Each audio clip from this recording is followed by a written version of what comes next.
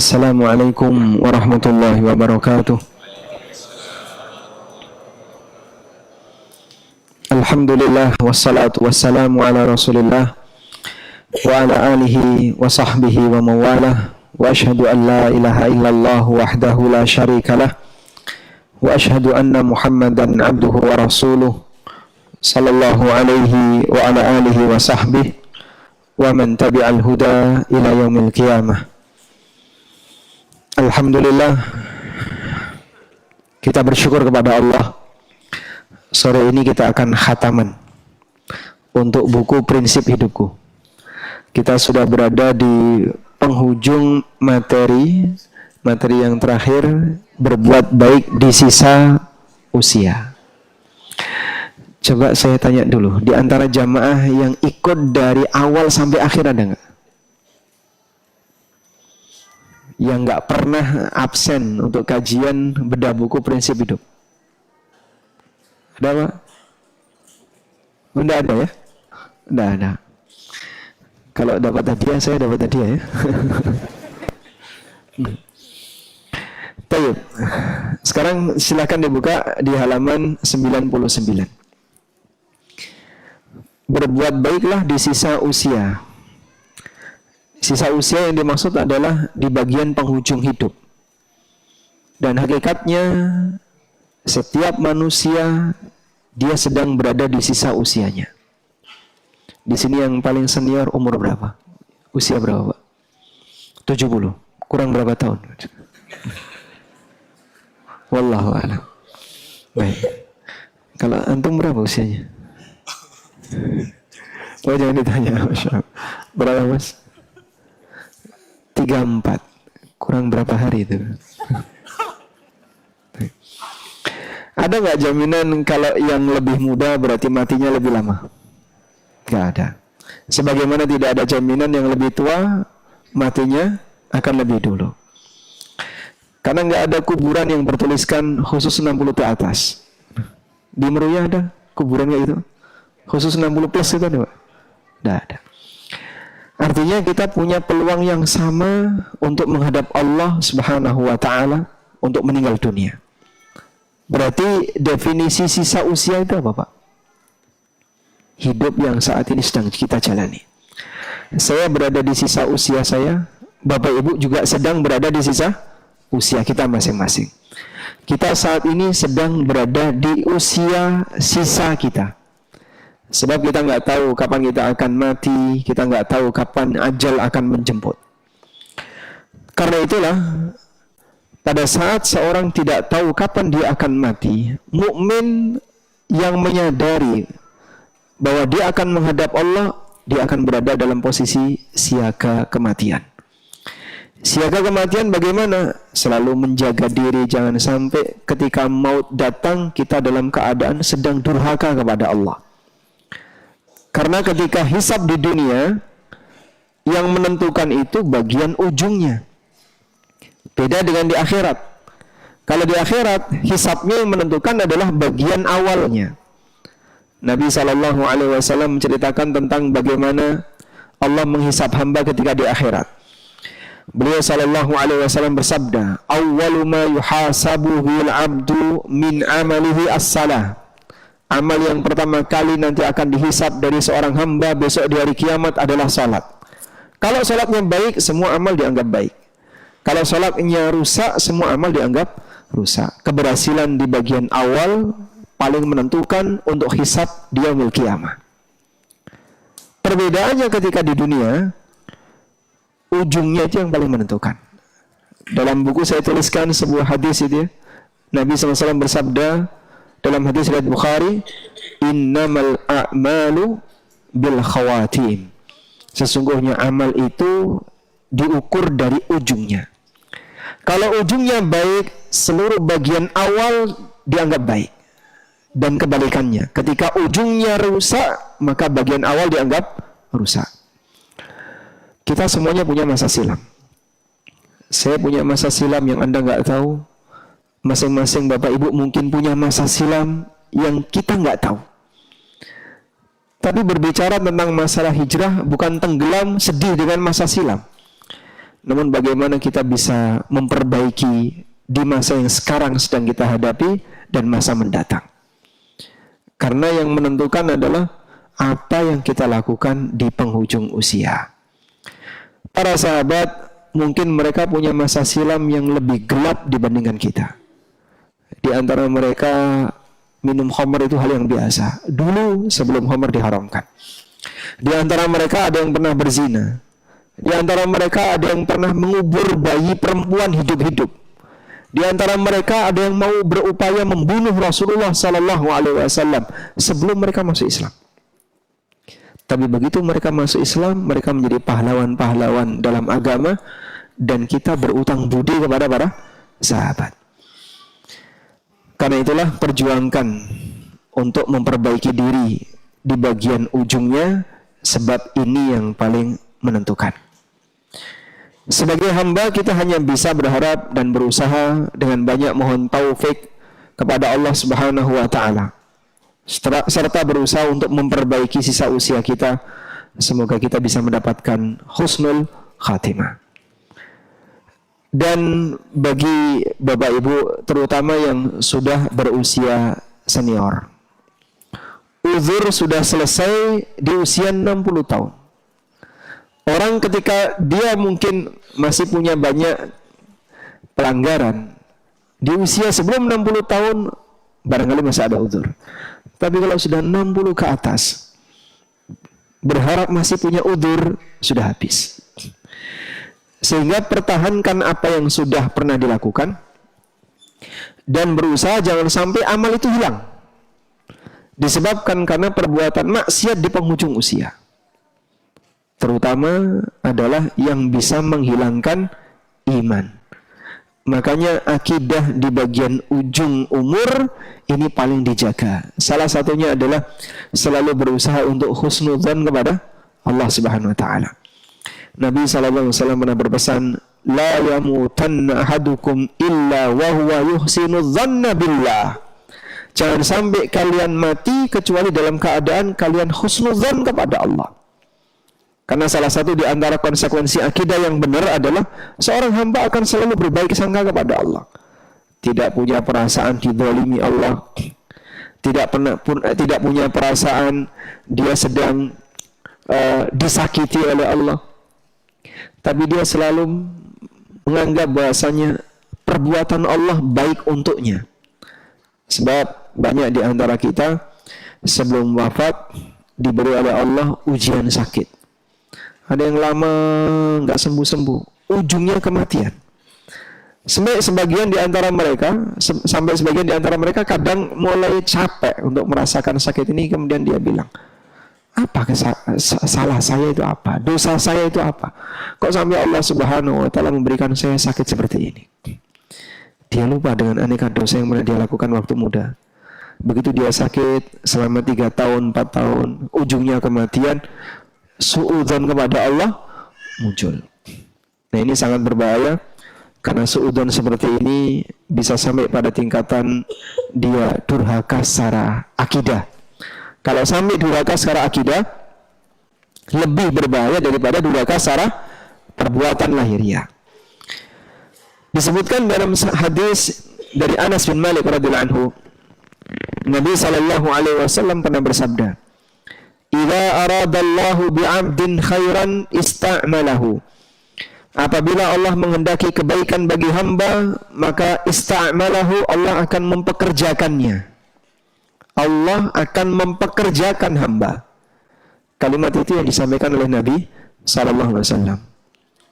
Ada sebuah perusahaan yang sangat bonafit, bagus, ngasih banyak fasilitas. Gajinya gede. Per bulan 500 juta. Kira-kira kalau dia nerima karyawan gimana, Pak? Hah? Dia akan sangat selektif. Sehingga hanya orang khusus yang bisa dia terima sebagai karyawan. Untuk dapat gaji surga, gak bisa dibandingkan dengan dunia seisinya. Sehingga siapa yang berusaha untuk beramal demi gaji surga, hanya mereka yang dipilih oleh Allah. Maka saat manusia diberi kesempatan untuk selalu menjaga akidah yang lurus, dimudahkan beramal saleh, terjaga dirinya ketika berinteraksi dengan orang lain, dimudahkan oleh Allah Subhanahu wa taala untuk mendapatkan jalan hidayah, ista'malahu, Allah pekerjakan orang ini. Dan itu berarti apa? Anugerah dari Allah Subhanahu wa taala. Makanya sejatinya saat seorang hamba bisa rajin beramal, bisa terbuka jalan hidayah, berarti siapa yang diuntungkan? Jangan pernah berpikir agama diuntungkan, tapi sejatinya siapa? Dia yang bersangkutan yang diuntungkan. Ketika Anda bisa berbuat taat, Anda bisa bergabung dalam komunitas kajian, Anda bisa bergabung dalam kegiatan ketaatan, sejatinya kita yang diuntungkan. Jangan sampai kita pernah berpikir, masjid ini untung gara-gara saya datang. Masya Allah. Islam nggak butuh kita. Allah tetap akan menyempurnakan agama ini walaupun kita tidak hadir di situ. Allah tetap akan menyempurnakan dakwah yang disampaikan Rasulullah SAW sampai akhir zaman, walaupun kita tidak terlibat di situ. Maka jangan pernah merasa kita punya jasa. Justru sebaliknya, saat kamu dimudahkan oleh Allah untuk belajar agama, dimudahkan untuk dekat dengan agama, dimudahkan untuk melakukan ketaatan, seharusnya kau merasa, alhamdulillah, semoga ini salah satu tanda Allah mempekerjakan aku untuk sebuah gaji yang luar biasa. Apa Pak? Surga. Nabi SAW mengatakan, fa'lam inna sil'atallahil ghaliyah. Sadarilah, sesungguhnya barang dagangan Allah itu al-ghaliyah, sangat mahal, yaitu surga. Lalu para sahabat bertanya, ya Rasulullah, kaifa isti'maluhu? Ya Rasulullah, bagaimana cara Allah mempekerjakan hambanya? Masa Allah mempekerjakan hambanya? Kemudian Nabi SAW memberikan penjelasan, yang dimaksud Allah mempekerjakan hamba, yuwaffiquhu li'amalin salih qabla al-maut. Sang hamba ini diberi taufik oleh Allah untuk melakukan amal saleh sebelum menyentuh kematian, sehingga menjelang dia mendapatkan gaji yang besar, Allah jaga amalnya sampai di penghujung usianya. Allah kasih taufik dia sebelum dia meninggal dunia. Itulah makna seorang hamba yang dipekerjakan oleh Allah Subhanahu wa taala.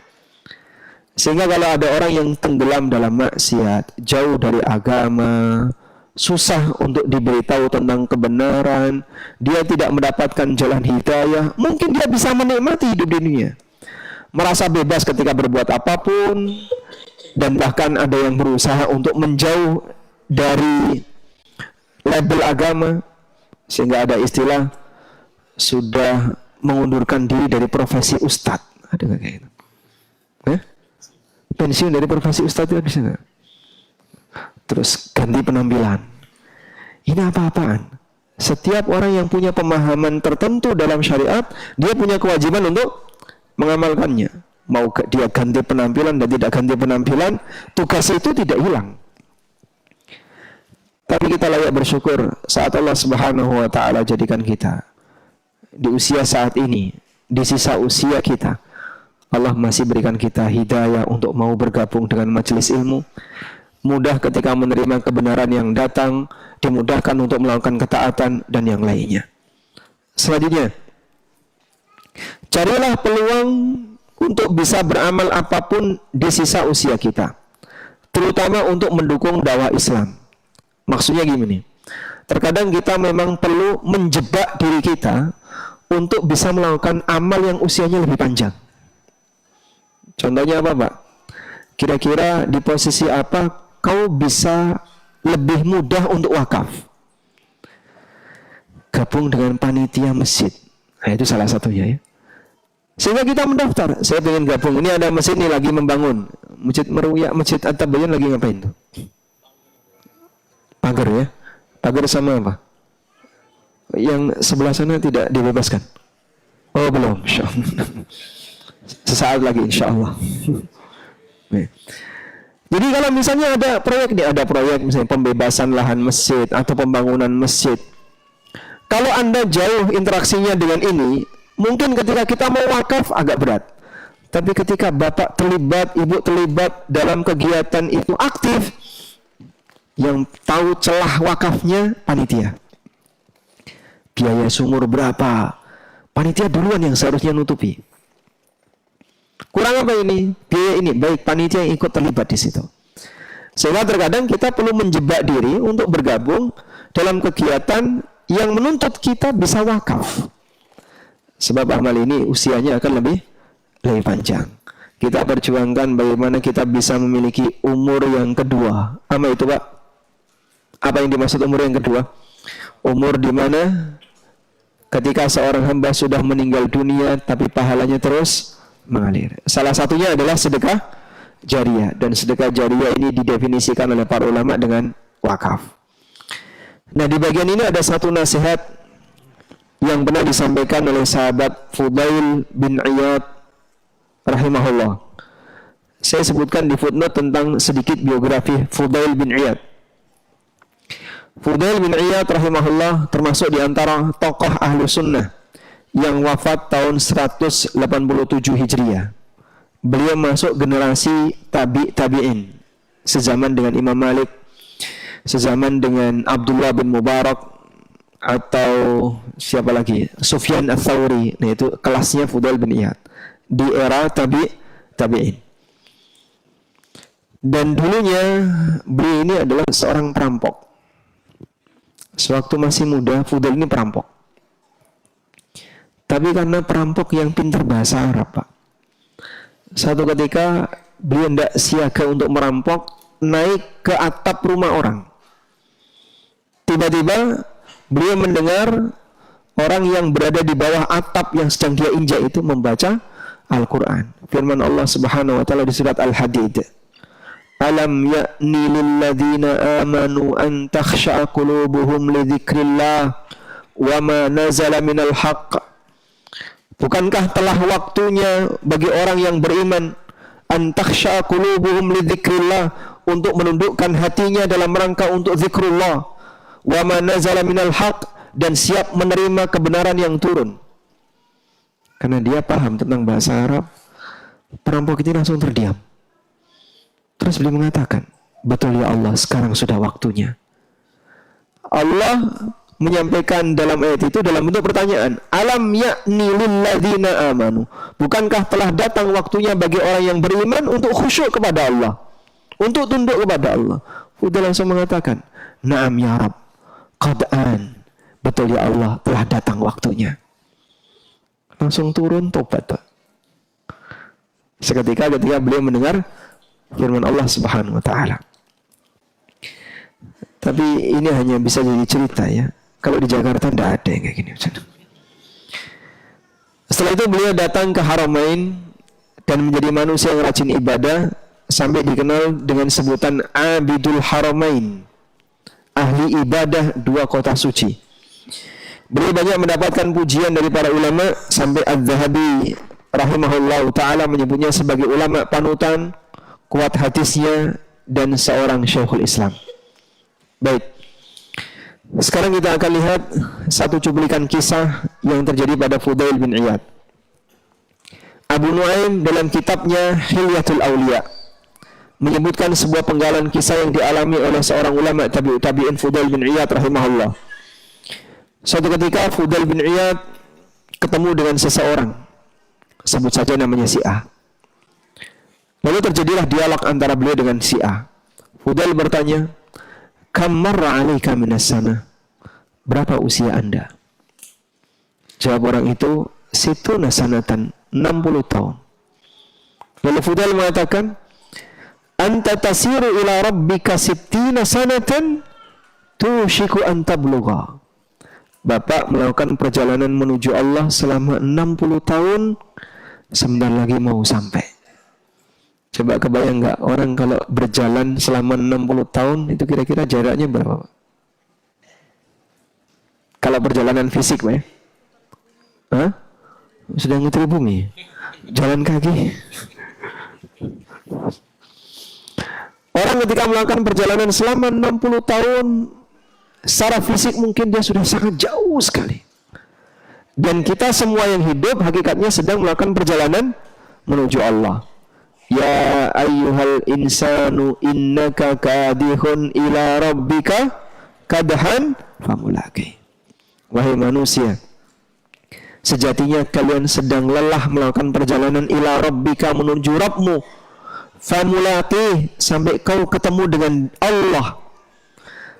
Karena siapapun sedang berjalan menuju kematian, sehingga kita sedang melakukan perjalanan menuju Allah, mendekat kepada Allah Subhanahu wa ta'ala. Maka saat orang ini menyebutkan umur saya 60 tahun, Fudail mengatakan, anta tasiru ila rabbika sittina sanatan tushiku an tablugha. Anda melakukan perjalanan selama 60 tahun, sebentar lagi mau sampai. Usia berapa, Pak? 55. Masih jauh ya? Atau sudah dekat? Perjalanan selama 55 tahun. Spontan orang ini langsung mengucapkan inna lillahi wa inna ilaihi raji'un. Beliau beristirja. Lalu Fudail bertanya, ta'rif ma makna? Kamu tahu apa arti dari inna lillahi wa inna ilaihi raji'un? Kemudian orang tadi minta penjelasan.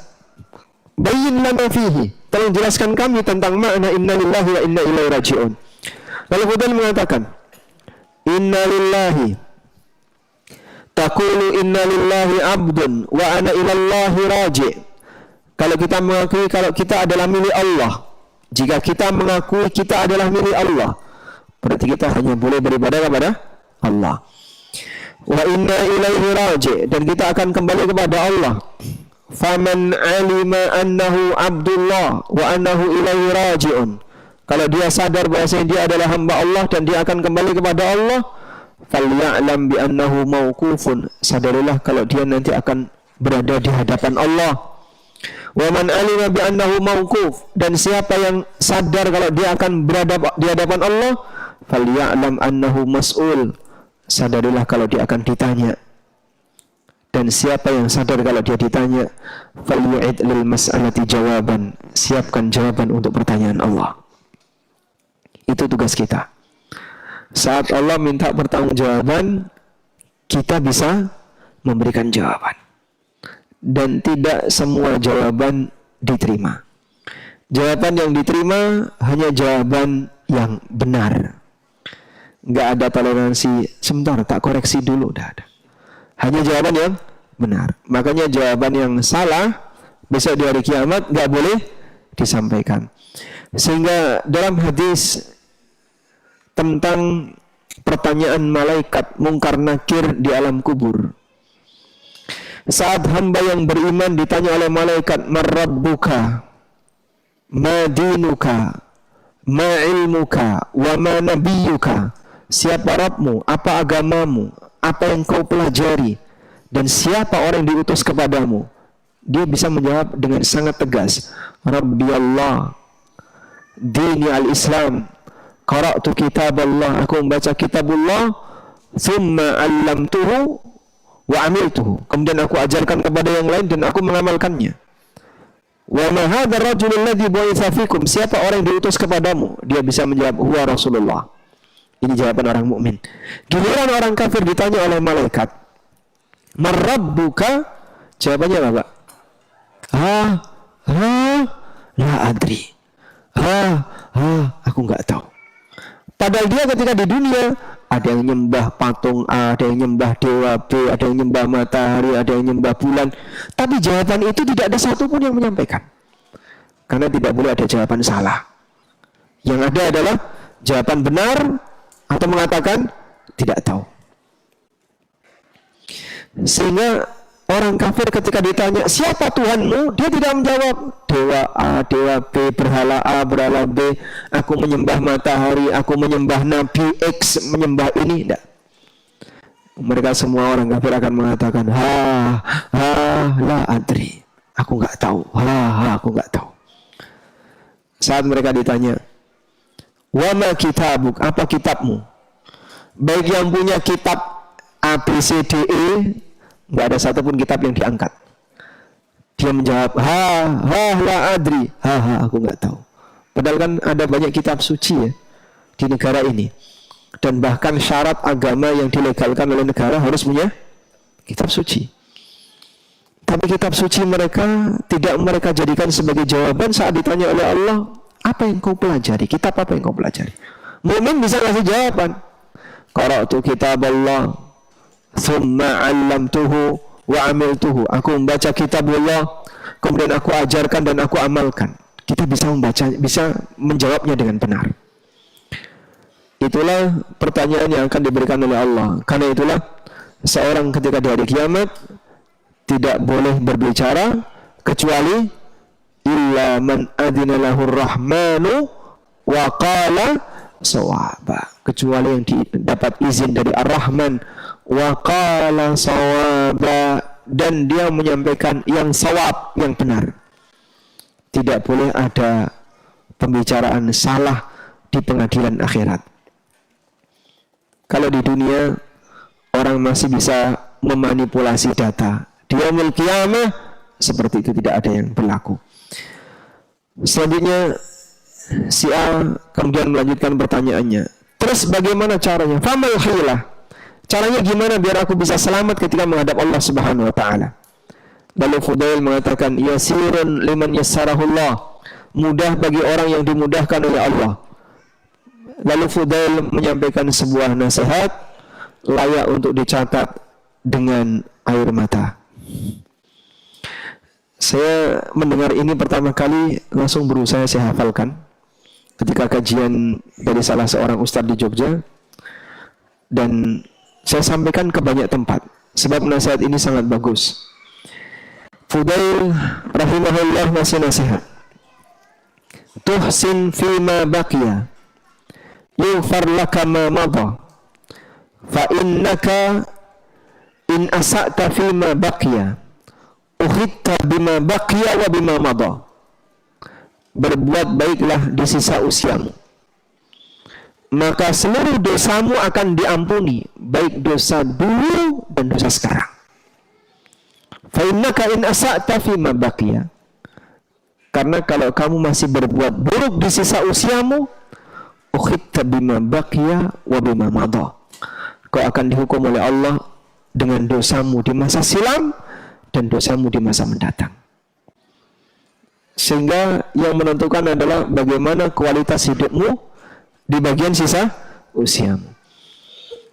Ketika sampai di penghujung usia orang masih selalu rajin berbuat maksiat, akumulasi dosanya, dosa-dosa dulu, dosa yang dia lakukan di usia 30-an, 40-an, dosa yang dia lakukan di usia 60-an, sampai dia sakit, dia di ujung hayatnya, diakumulasi semuanya. Tapi ketika dia berusaha untuk memperbaiki diri di penghujung usia, Allah Subhanahu wa taala jadikan amal di penghujung usia ini menghapus dosa-dosa dia di masa silam. Baik. Pertanyaannya adalah, bagaimana kalau kita justru mendapatkan keterbatasan di penghujung usia? Ada salah satu jamaah, usia beliau sudah 70-an. Saat beliau menghampiri saya pasca kajian, beliau menyampaikan, tolong doakan saya biar selalu sehat. Karena saya kalau sakit, ibadah saya itu jelek sekali. Kalau saya sakit, ibadah saya jelek sekali. Sehingga puasa sunnah ditinggalin semua. Sholat sunnah banyak yang ditinggalin. Sholat wajibnya sering ketinggalan. Bangunnya sering telat ketika subuh, karena sedang sakit. Kita sampaikan, kalau realitanya demikian, ada uzur bagi mereka yang sakit. Namun di sini ada proses pergantian ketaatan. Bagi siapapun yang dia memiliki rutinitas amal saleh di saat masih usia kuat, ketika dia masih sanggup untuk melakukannya, rajin ke masjid, rajin hadir di pengajian, ikut kegiatan-kegiatan sosial keagamaan, ketika dia masih kuat, sampai di usia tertentu fisiknya nggak sanggup untuk diajak melakukan itu, semangatnya belum hilang tapi badan tidak mendukung. Ada orang yang dia sholat nggak bisa sujud di atas tanah, di atas sajadah, dengkul nggak bisa diajak kompromi, Pak. Lututnya sudah sakit, sehingga dia sholat di mana, Pak? Di atas kursi. Ada yang dulu bisa rajin bolak-balik ke masjid, sekarang tinggal berbaring di atas ranjang karena kondisinya sudah terlalu tua dan tidak bisa dan tidak kuat ke masjid, dan seterusnya. Allah Subhanahu wa taala memberikan janji, illal ladzina amanu wa amilus salihati falahum ajrun ghairu mamnun. Kecuali orang yang beriman dan beramal saleh, dia mendapatkan pahala yang ghairu mamnun, yang tidak pernah putus. Apa makna pahala yang tidak pernah putus? Al-Qurtubi menyebutkan riwayat dari Ad-Dhahhak. Ad-Dhahhak menyebutkan riwayat dari Ibnu Abbas radhiyallahu anhu. Ibnu Abbas mengatakan, Man kana kathiras salati was siyam was sadaqah fi syababihi. Barang siapa yang ketika waktu masih muda, dia rajin salat, rajin puasa sunnah, rajin sedekah ketika masih muda. Summa dha'ufa amma ya'malu fi syababi. Sampai kondisi tertentu dia mulai lemah sehingga tidak bisa melakukan amalan yang dia kerjakan dulu waktu masih muda. Nggak bisa lagi ke masjid, nggak bisa lagi ikut dalam majelis taklim, sudah nggak bisa lagi ikut A, ikut B. Dulu rajin puasa Senin Kemis, sekarang kalau dipakai puasa diare misalnya. Ada orang yang ketika puasa sorenya diare dia, Pak. Gak kuat fisiknya, sehingga dia tinggalkan puasa sunnah yang menjadi rutinitasnya karena badannya tidak mendukung. Apa kata Ibnu Abbas? Ajrallahu lahu ma kana ya'malu fi syababihi. Allah subhanahu wa ta'ala akan tetap memberikan pahala untuknya sesuai dengan apa yang dia kerjakan ketika masih muda. Sehingga apa yang jadi rutinitas di waktu masih kuat, lalu terhenti karena faktor fisik yang tidak mendukung, baik karena usia atau sakit yang menyebabkan dia harus berhenti melakukan aktivitas ibadah, pahalanya terus mengalir. Itulah makna illal ladzina amanu wa amilus salihati falahum ajrun ghairu mamnun. Kecuali orang yang beriman dan beramal saleh, dia mendapatkan pahala yang ghairu mamnun, yang tidak pernah putus, disebabkan kebiasaan amal baik yang dia lakukan sebelumnya. Maka kalau ada orang yang bilang begini ya, olahraga itu tabungan kesehatan di usia tua, ibadah itu tabungan pahala di usia tua, dengan syarat itu sudah menjadi kebiasaan. Tapi kalau dia baru datang sekali, 2 kali, setelah itu putus, pahalanya itu mengalir nggak Pak Ustadz? Nah, kamu datang berapa kali? Baru 2 kali, terus bolos, ya, udzur, pusing dikit nggak datang, ada sakit apa dikit nggak datang. Kalau seperti ini belum sampai pada tingkatan kebiasaan, Anda belum tercatat seperti orang yang punya kebiasaan tadi, yang pahalanya terus mengalir, tidak pernah putus. Maka bagian dari perjuangan yang bisa kita lakukan, kita terhenti beramal karena faktor keterbatasan fisik. Tapi Allah subhanahu wa ta'ala tidak pernah menyanyiakan amal hamba. Fisiknya mungkin tidak mampu, tapi hatinya, semangatnya masih ada. Beliau ini kalaupun misalnya Allah kasih fisik yang sehat, pasti datang ke masjid, karena hatinya pengen ke masjid, hatinya pengen datang di majelis ilmu, pengen hadir dalam kegiatan-kegiatan sosial. Tapi karena sudah gak sanggup, akhirnya beliau terhenti. Baik, selanjutnya ada satu doa agar kita diwafatkan sebagai muslim ahlu sunnah. Sesuatu yang tidak pasti, kita dukung dengan doa. Ketika Anda berhadapan dengan semua yang tidak pasti, mintalah kepada Allah, zat yang mengetahui hal yang gaib. Sebagai contoh, ya, apakah amal kita diterima atau tidak? Ada yang tahu nggak Pak? Tidak tahu. Lalu gimana Pak kalau kita nggak ngerti amal kita diterima atau tidak? Dukung dengan doa. Rabbana taqabbal minna innaka antas samiul alim.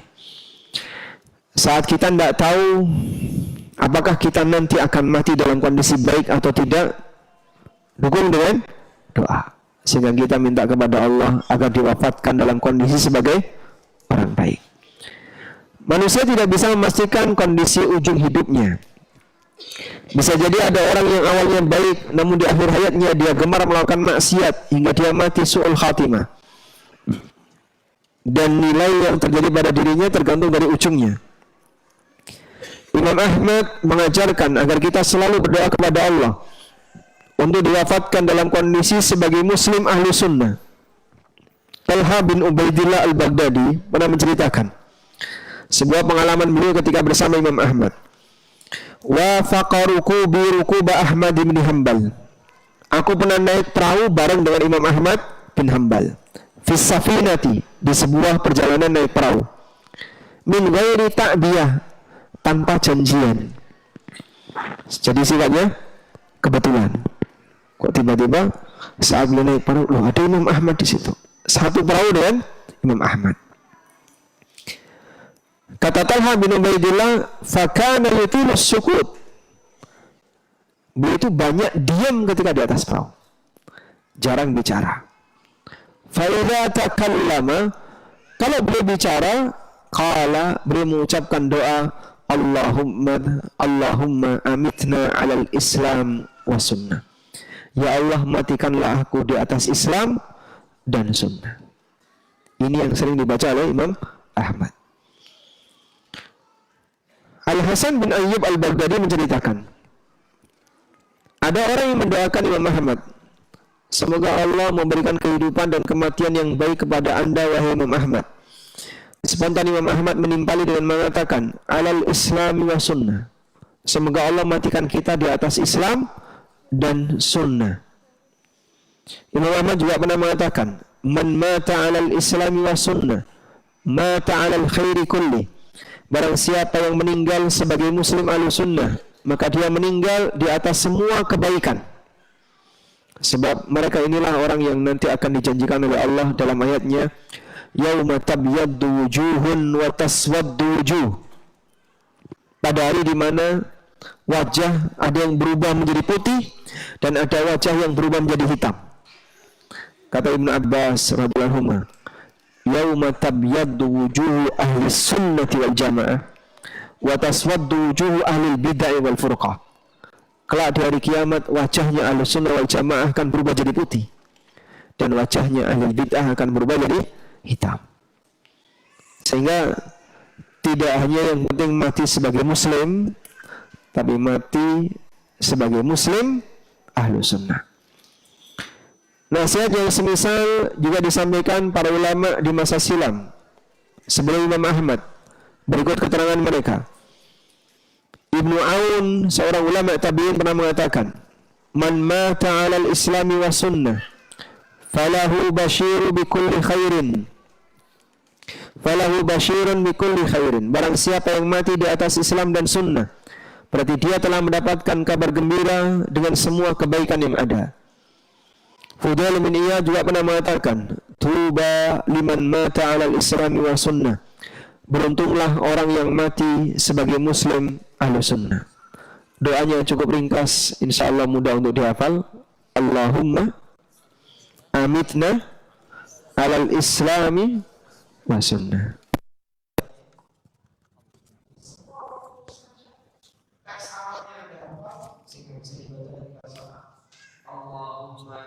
Amitna 'alal islami wa sunnah. Ya Allah, matikan kami di atas Islam dan sunnah. Kita minta kepada Allah Subhanahu wa taala agar diwafatkan sebagai muslim ahlu sunnah. Baik. Selesai dari buku Bila Ku Mati. Buku apa? Prinsip hidupku. Baik. Selanjutnya, sedikit tambahan nasihat agar kita bisa menjadi seorang muslim yang baik. Allah perintahkan kita untuk istiqomah, minimal istiqomah sebagai muslim. Allah Ta'ala berfirman, wala tamutunna illa wa antum muslimun. Jangan sampai kalian mati kecuali dalam kondisi sebagai muslim. Ini kondisi minimalis. Sehingga istiqomah derajat yang paling rendah adalah istiqomah dalam bentuk mati sebagai muslim. Sebab ini syarat untuk bisa dapat surga. Walaupun mungkin dia mampir dulu di neraka, dihukum terlebih dahulu oleh Allah, tapi kalau dia mati sebagai muslim, maka dia mati berhak untuk bisa mendapatkan surga, tidak abadi di neraka. Dan yang lebih baik lagi adalah saat dia meninggal sebagai ahlu sunnah, muslim ahlu sunnah. Muslim ahlu sunnah gimana Pak? Dia menjaga komitmennya untuk selalu tunduk dan taat kepada sunnah Nabi Sallallahu Alaihi Wasallam. Pada posisi ketika dia mati sebagai muslim ahlu sunnah, kebahagiaan besar baginya. Dan definisi husnul khatimah bukan orang yang meninggal saat sedang sholat, bukanlah terbatas pada orang yang meninggal ketika lagi puasa, bukan terbatas pada orang yang meninggal ketika sedang jihad fi sabilillah. Karena Nabi kita sallallahu alaihi wasallam meninggal dalam kondisi sakit di atas pangkuan Aisyah. Abu Bakar As-Siddiq radhiyallahu anhu meninggal di atas ranjangnya. Khalid bin Walid Saifullah Al-Maslul, walaupun beliau sering perang, tapi beliau meninggal di atas ranjang. Dan mereka semuanya husnul khatimah. Manusia terbaik tidak wafat dalam kondisi sedang sholat. Nabi Muhammad SAW meninggalnya apakah sedang sholat? Tidak. Beliau meninggal di posisi ketika sedang dipangku oleh istrinya. Manusia terbaik di antara umat ini setelah Nabinya SAW tidak wafat ketika beliau sedang berjihad. Abu Bakar As-Siddiq meninggal di atas ranjang. Lalu apa Pak yang dimaksud dengan definisi husnul khatimah? Husnul khatimah adalah ketika Anda meninggal dalam keadaan membawa akidah Ahlussunnah. Tidak memiliki akidah yang menyimpang. Gak punya keyakinan dengan mitos, gak punya keyakinan tahayul dan khurafat, tidak punya keyakinan tentang sial-sial, ya. Sial karena angka, sial karena hari, sial karena sebab tertentu. Ketika kita mati tidak pernah berbuat syirik.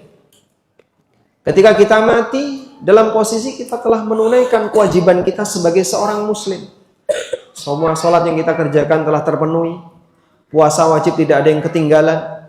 Kalaupun punya qadha sudah kita ganti. Ketika kita mati tidak punya hak orang lain yang belum terbayarkan.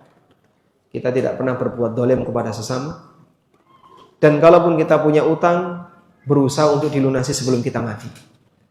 Dalam kondisi ketika seorang muslim wafat di keadaan seperti ini, berharaplah dia husnul khatimah. Walaupun dia mati di atas ranjang. Ada sebagian orang yang beranggapan manusia kalau mati dalam keadaan sakit parah itu berarti su'ul khatimah. Dia mengalami sakit sampai opnam berkali-kali, badannya penuh dengan selang, terus mati. Itu su'ul khatimah atau husnul khatimah? Wallahu a'lam. Tergantung dari apanya? Suasana batin. Aisyah radhiyallahu anha, dan ini anggapan umum masyarakat. Aisyah radhiyallahu anha pernah mengatakan, "Inni la akrahu syiddatal maut ba'da an ra'aitu Rasulullah sallallahu alaihi wasallam." Aku tidak menganggap sesuatu yang jelek ketika ada orang mengalami kematian yang sangat parah setelah aku melihat kondisi Rasulullah sallallahu alaihi wasallam. Nabi SAW sebelum wafat beliau mengalami sakit yang sangat parah. Maka kalau ada orang misalnya mati, kadang nafasnya hilang, kadang muncul, kadang dia goyang-goyang, kecil-kecil, atau mungkin dia mengalami situasi yang sangat menakutkan. Mungkin mulutnya kemudian tiba-tiba terbuka lebar, dia merasakan sakit yang luar biasa, sampai kemudian dia mati. Ini bukan tanda su'ul khatimah. Karena Nabi SAW mengalami kematian didahului oleh demam yang tinggi. Sampai ketika Ibnu Mas'ud radhiyallahu anhu menjenguk beliau, Ibnu Mas'ud merasakan demamnya Rasulullah SAW sangat tinggi. Kemudian Nabi SAW mengatakan, "Na'am inni la'u'aku rajulaini minkum." Aku mengalami sakit seperti sakitnya dua orang di antara kalian. Sakit dua orang tergabung dalam satu orang. Kita kalau demam suhunya berapa? 39, 40, berapa? 42. Opnam. Step. Jadi kira-kira kalau suhunya dua kalinya itu gimana? Apa 80? Mendidih nanti darahnya. Jadi beliau mengalami sakit yang sangat parah, demamnya sangat tinggi. Sampai kata Nabi sallallahu alaihi wasallam, aku mengalami demam 2 kali demam manusia biasa. Dan orang ketika sakit di penghujung hidupnya, Allah jadikan itu sebagai kafarah dosanya. Maka bisa jadi seorang mukmin saat dia menjelang wafat sakit parah sampai akhirnya dia wafat, dosa-dosanya berguguran di masa sakitnya. Wallahu ta'ala alam. Walhamdulillahirabbil alamin. Mungkin itu yang bisa kita sampaikan sebagai pengantar. Semoga apa yang kita bahas ini bermanfaat. Allahumma anfa'na bima 'allamtana wa 'allimna ma yanfa'una warzuqna ilma. Wa sallallahu ala nabiyyina Muhammadin wa ala alihi wa sahbihi wasallam.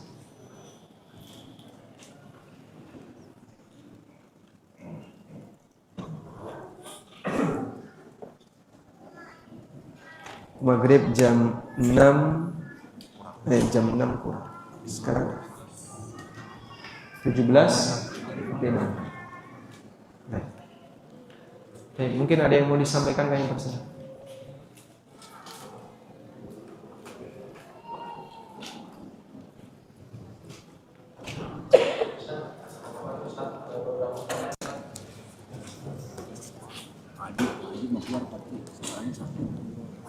Baik, sebelum kita pertanyaan, ini ada pengumuman sedikit. Untuk pemilik mobil B2362BRZ, tolong digeser ke belakang. Ada beberapa yang mau keluar karena sakit. Sekali lagi untuk pemilik mobil B2362BRZ, mohon untuk menggeser mobilnya ke belakang. Terima kasih. Pemilik mobil yang sudah ditunjuk, jenis mobilnya apa itu? Mobilnya SRV, BRV. Oke. Baik, assalamualaikum Ustadz. Waalaikumsalam warahmatullahi. Batas usia masa muda melakukan rutinitas amalan yang ketika tua dan lemah tidak bisa dilakukan lagi. Itu umur berapa Ustadz? Kalau kita baru dapat hidayah di usia 50. Batas usia muda Melakukan rutinitas amalan. melakukan apa Pak? Rutinitas amalan. Rutinitas amalan. Nah, yang ketika tua dan lemah tidak bisa lagi dilakukan. Ketika tua pahala yang terus mengalir. Batas usianya berapa? Tidak ada penjelasan tentang batas usia berapa, usia minimal kita beramal, lalu kemudian saat terhenti, kemudian amalnya terus mengalir. Kapanpun ketika Anda sedang mendapatkan hidayah oleh Allah, lalu direspon dengan baik, kemudian kita ikuti dengan melakukan amal soleh sebisanya, sampai jadi rutinitas hingga di titik terakhir hidup kita, insya Allah di bagian akhir saat kita sudah nggak mampu lagi untuk beramal, pahalanya akan terus mengalir. Kata kuncinya saat semangatnya belum hilang. Sehingga ketika dia masih punya harapan dan semangat untuk beramal soleh, tapi tidak sanggup dilakukan karena keterbatasan fisik, insya Allah pahalanya akan terus mengalir. Sebagaimana sabda Nabi SAW, "Idza maridal abdu aw safara kutiba lahu ma kana muqiman sahiha." Apabila seorang hamba sedang sakit atau dia sedang safar, maka dicatat untuknya seperti melakukan amalan ketika dia sedang sehat dan tidak safar. Wallahu a'lam. Baik, terima kasih Ustadz. Pertanyaan selanjutnya, assalamualaikum Ustadz. Waalaikumsalam. Apakah orang yang sholatnya duduk atau berbaring pahalanya hanya setengah dari yang berdiri Ustadz? Orang yang sholat sambil duduk atau berbaring, jika dia tidak punya udzur, maka pahalanya setengahnya orang yang sholat sambil berdiri. Sholat sunnah boleh dilakukan dengan duduk walaupun orangnya sehat walafiat. Bapak misalnya sholat sunnah ba'diyah atau qabliyah dengan duduk silakan, meskipun sehat, tapi pahalanya setengah. Namun bagi orang yang sakit, apapun sakitnya yang menyebabkan dia nggak bisa berdiri, sehingga dia sholatnya sambil duduk, maka dia tetap mendapatkan pahala yang sempurna. Untuk sholat wajib, kalau orang yang masih bisa berdiri, terlarang sholat sambil duduk. Untuk sholat wajib. Tapi untuk sholat sunnah, walaupun orangnya sehat walafiat, dia boleh mengerjakannya dengan duduk. Wallahu a'lam. Baik, pertanyaan selanjutnya Ustaz, apakah bila kita sedekah atas nama ibu, kita mendapat pahalanya juga sebagai tabungan di akhirat? Sedekah atas nama ibu Ibu. kita, apakah kita yang mensedekahkan juga mendapatkan pahalanya sebagai tabungan di akhirat? Masya Allah. Baik. Kalau seseorang bersedekah atas nama orang lain, seperti atas nama orang tuanya atau ibunya, apakah kita juga mendapatkan pahalanya? Dapat pahala ta'awun 'alal birri wa taqwa. Yang Allah perintahkan, wa ta'awanu 'alal birri wa taqwa. Lakukanlah ta'awun untuk melakukan kebaikan dan takwa. Nah, Baik, pertanyaan selanjutnya Ustaz. Bagaimana cara mengingatkan orang tua di usia sudah tua masih memikirkan materi atau pengen punya usaha?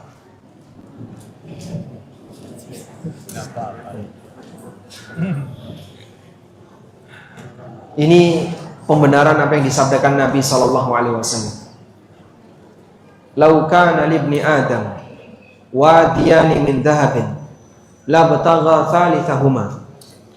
Andaikan manusia itu punya dua lembah isinya emas, maka dia akan mencari lembah emas yang ketiga.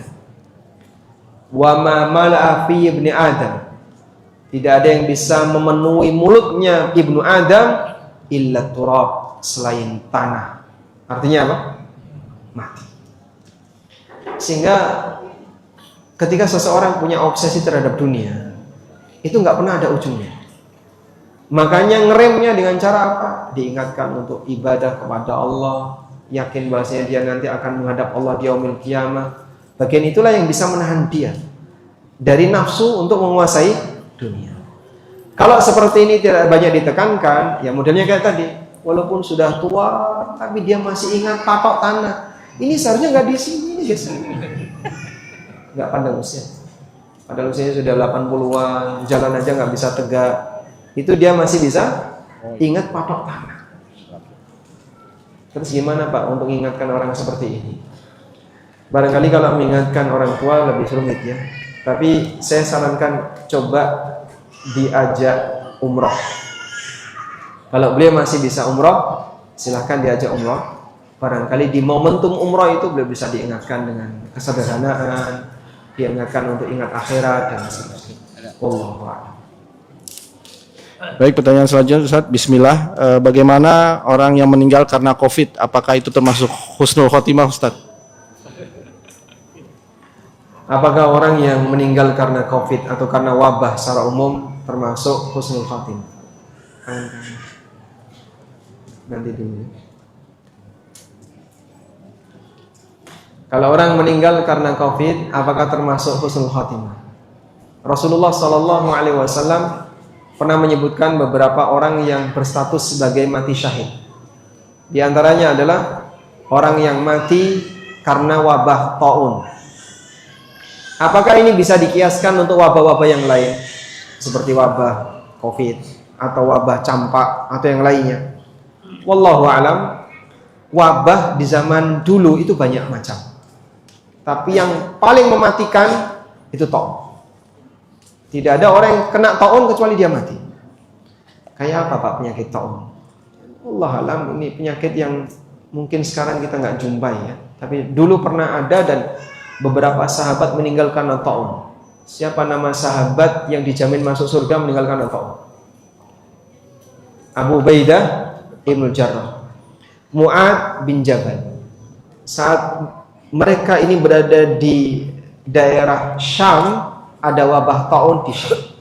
Lalu mereka meninggal dunia dalam peristiwa wabah taun itu. Anas bin Malik radhiyallahu anhu, saat wabah taun, beliau termasuk yang selamat. Tapi kata Anas, aku menyolati 100 keturunanku karena wabah taun. Dan beliau termasuk di antara orang yang memiliki banyak anak. Atas doa Nabi SAW, Allahumma barik fi malihi wa ahli. Ya Allah, berkailah harta dan keluarganya Anas. Saat wabah taun, Anas itu nyolati 100 keturunan, baik anaknya maupun cucunya. Totalnya 100. Saking banyaknya anggota keluarga Anas yang meninggal dunia. Nah, apakah ini sama statusnya sebagaimana mati COVID? Wallahu a'lam. Tapi kita berharap semoga mereka yang meninggal dalam situasi COVID mendapatkan pahala dari Allah dan dihapuskan dosa-dosa. Baik, Assalamualaikum Ustaz. Pertanyaan selanjutnya, apa hukumnya bekerja di perusahaan yang tersuspek terafiliasi boykot? Meskipun belum clear apakah betul uangnya untuk dipakai pendanaan perang untuk melawan Palestina. Walaupun produk itu produk yang halal, Ustaz. Ya, ini sempat jadi bahan keresahan bagi sebagian teman-teman, terutama yang kerja di perusahaan yang tadi tertuduh berafiliasi dengan Israel. Kami pernah sampai diundang mereka dalam forum Zoom untuk ngasih penjelasan itu. Ya, kita nggak usah nyebut perusahaannya. Dan banyak sekali ikhwah yang sudah belajar sunnah, yang sudah ngaji, yang menjadi karyawan di perusahaan itu. Lalu kita sampaikan, pertama, hukum asal bekerja di tempat yang mubah adalah penghasilannya halal. Yang kedua, kalau sekiranya ini baru sebatas berita dan tidak ada kejelasan apakah betul ada atau ada konspirasi atau ada kontribusi yang diberikan oleh perusahaan Anda ke Israel, ataukah itu baru sebatas berita, pada asalnya Anda masih berhak untuk bertahan.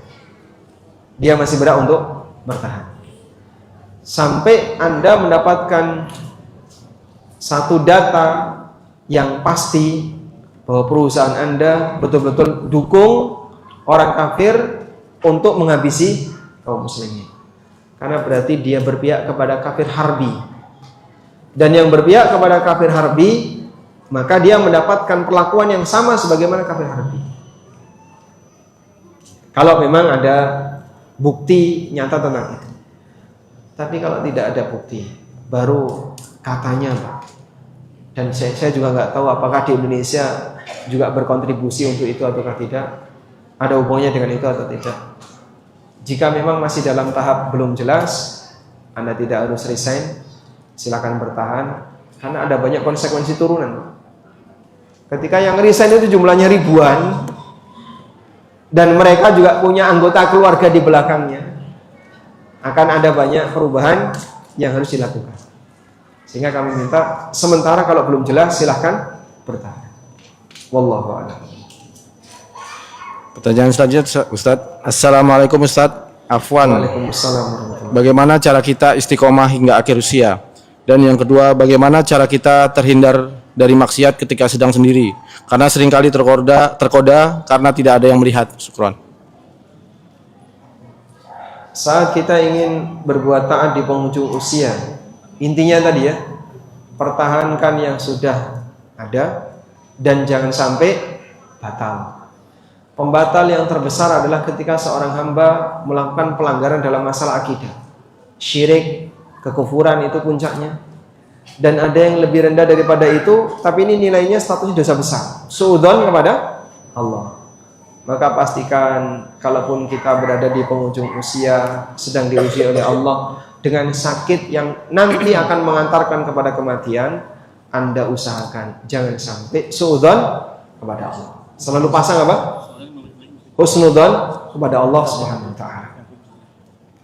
Kemudian bagaimana kalau dalam suasana sendirian selalu tergoda untuk berbuat maksiat? Jauhkan sebab kita bermaksiat. Caranya gimana, Pak? Jauhkan kita dari hal itu. Sehingga sampai jam tertentu, jam 9 saya harus tidur. Matikan HP, taruh di tempat yang jauh. Sekarang silakan Anda tidur. Nggak bisa tidur ya Pak Ustaz. Nah, kadang kalau dia tidur tidak didampingi oleh HP, maka ya cara yang paling gampang menjauhkan diri dari sebab terjadinya maksiat. Mungkin internet dimatikan, data dimatikan, tapi kan gampang dinyalakan lagi. Ya, cabut listriknya sudah. Kalau Anda pakai wifi di rumah, ya itu saja sebagai saran. Kecuali kalau misalnya Anda bisa berdua dengan orang lain di kamar, sehingga nanti potensi itu bisa dihalangi. Wallahu a'lam. Baik Ustaz, ini mungkin kuis Ustaz, 10 pertanyaan, 5 untuk Ikhwan, 5 untuk Akhwat. Dipersilakan Ustaz. 2 menit lagi masuk maghrib. Kuisnya maghrib. Oh ini, hadiahnya. Yang ikut forum kajian ini 20 pertemuan ke atas. Nggak ada, materinya cuma sampai 17. yang ikut forum 10 materi ke atas? Ada? Ikut bedah buku ini 10 pertemuan ke atas. Bu Ades. Kalau itu panitia. Panitia boleh enggak? Enggak boleh, enggak berlaku untuk panitia. Ada? Bapak? Tidak. Baik, sebutkan 5 tema dari buku Prinsip Hidup.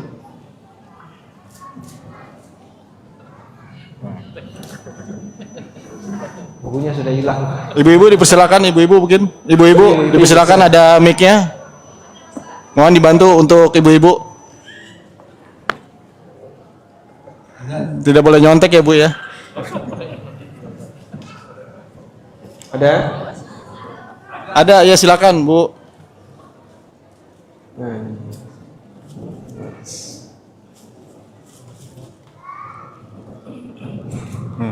Ya, Bu, udah bisa itu, Bu. Udah bisa, Bu. Silakan dimulai untuk menjawab. Baik, 1. Yang kedua. Tanamkan semangat mengamalkan sunnah. Ketiga.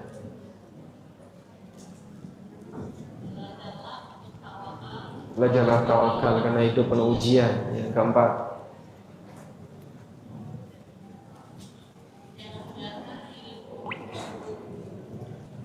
Jangan biarkan dirimu nganggur. Yang kelima, perbaikilah sisa usia. Yang sore ini ya. Buku tafsir salat atau buku riba? Tafsir salat, Ustaz. Sama dia buku tafsir salat. Tidak. Selanjutnya 1 lagi untuk bapak-bapak ya. Nah, pertanyaannya. Sebutkan 2 cara untuk bisa husnul khatimah. Untuk bisa mendapatkan husnul khatimah.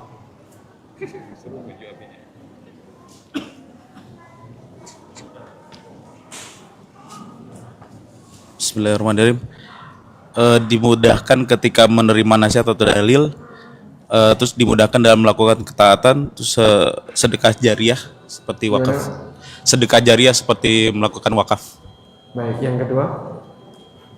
Dimudahkan dalam melakukan ketaatan atau melakukan ahlus sunnah melakukan amal-amal di sisa hidupnya yang mati dalam keadaan ahlus sunnah gitu. Melakukan amalan agar bisa mati di atas ahlus sunnah. Yang pertama, menjebak diri di amalan yang bisa mendapatkan pahala yang lebih lama. Menjebak diri untuk bisa wakaf. Yang kedua apa tadi? Banyak berdoa agar diwafatkan sebagai ahlus sunnah. Syukran, jazakallah. Baik, alhamdulillah sudah masuk waktu maghrib. Kita cukupkan sampai di sini. Semoga buku yang kita pelajari bermanfaat, dan sekiranya ada materi yang penting untuk Anda bagikan kepada yang lain, silakan dibagikan. Semoga kita bisa berbagi pahala dengan aktivitas yang kita lakukan. Wassallallahu ala nabiyyina Muhammadin wa ala alihi wa sahbihi wasallam wa akhiru da'wana alhamdulillahi rabbil alamin. Assalamualaikum warahmatullahi wabarakatuh. Waalaikumsalam warahmatullahi wabarakatuh.